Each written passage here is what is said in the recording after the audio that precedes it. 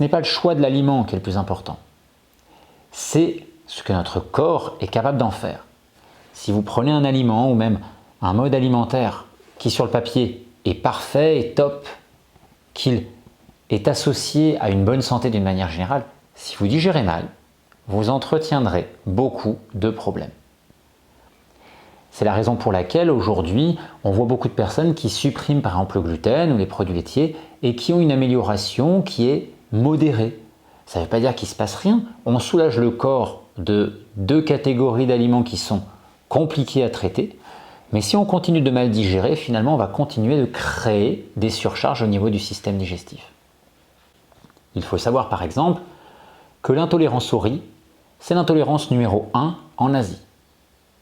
Et c'est une intolérance également qui augmente de manière galopante en Europe et en Amérique du Nord.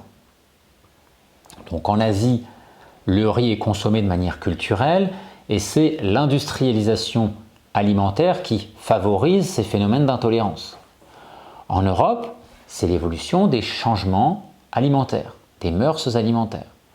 C'est-à-dire qu'avant, les gens étaient beaucoup plus portés sur le blé. Aujourd'hui, on leur dit que le gluten est problématique et ils ont des désagréments avec le gluten. Qu'est-ce qu'ils font?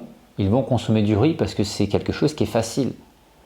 Et le problème, c'est que si vous consommez du riz 2 fois par jour et que vous ne le digérez pas correctement, ou que le repas dans lequel il y a ce riz n'est pas digéré correctement, on continue d'entretenir le problème.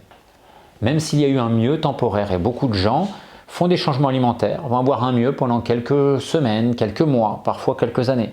Et puis au bout d'un certain temps, ça commence à dégringoler et les anciens troubles reprennent leur place.